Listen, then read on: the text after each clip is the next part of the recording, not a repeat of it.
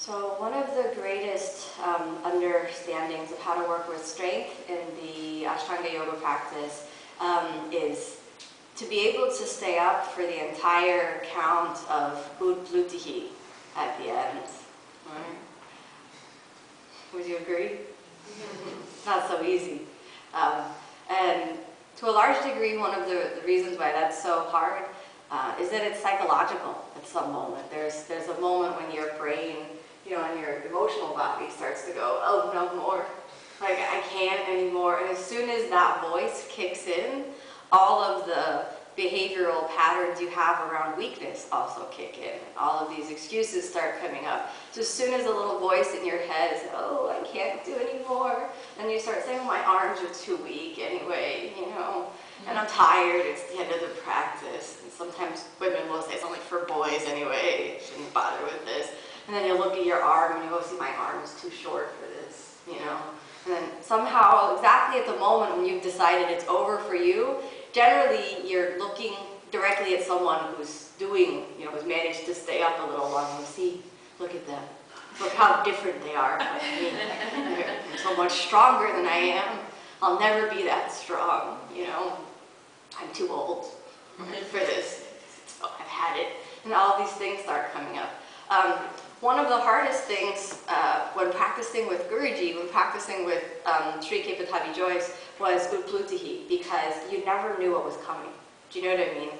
You always knew that 10 existed in a theoretical idea out there in the world of possibility, but when 1 started, you never knew what the route was going to be from 1 to 10. It was always a meandering journey that was never the same, One time you'd arrive to the end of the practice. It was a fast, easy practice, and then suddenly Guruji would count very slowly, and it would just be 1, and then this long pause. And you hear 1, you're kind of motivated at 1. Okay, here I am, I'm pressing, and then you're breathing in, you're breathing out, you're breathing in, and then something hits your brain. Where is 2? Why haven't I heard 2? And then you see Guruji walking around the room looking at people. And then 2. And when you hear that 2, after you've taken already 15 breaths, there's a very heavy feeling around your heart. No. Because you visualize then that every distance between 1 and 2 will then be replicated for the rest of, and he may go very fast after 2. He may go 2, 3, 4.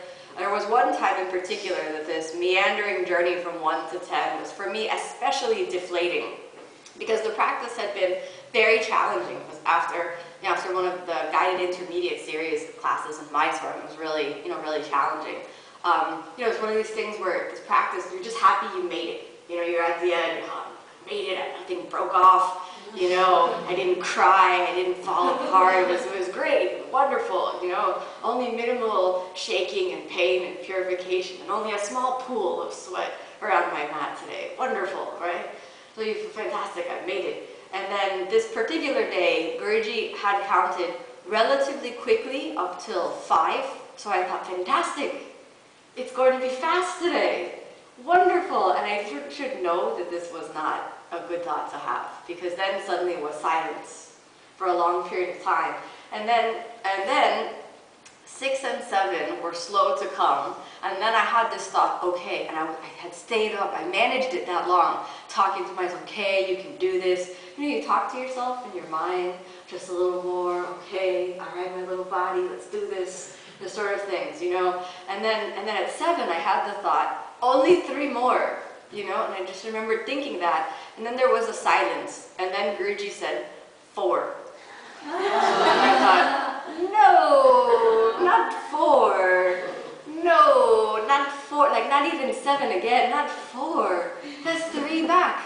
It's -3. You should have just said -3 at this point, And I thought, no, 4, I can't do 6 more. And I immediately just, I went down. It was psychological. Clearly, I definitely could have, I maybe not made it to the end, but at least stayed a little more. But the deflating sense of I can't, and the quitting that's associated with that, and when it comes over you, it's actually some of the deepest strength work that we can do. Much more than the physical stuff. It's that state of mind that all the strength postures are really meant to target. You know, and it works both ways. You know, when you're in the practice and everyone around you is doing it, it can pull you up. Or if you have a bit of self-deprecation or a sense of unworthiness, it can drag you down. Because then you just start looking at everyone else going, see, look at them. Wow. If only I looked like they do. You know, and people with small bodies look at big people and go, see, your large body with your big muscles, if I had that, I would also be doing this. And then the big people go, see, your small bodies, you're compact. You know, you can do that because you're so, you know, compacted. And then the older people look at the younger and go, oh, you know, it's because they're young. And then the younger people are like, oh, you know, I'm too old for this too. You think you should have started younger? You know, so no matter how young you are, you could have done yoga earlier. If you started when you're 19, you watch a video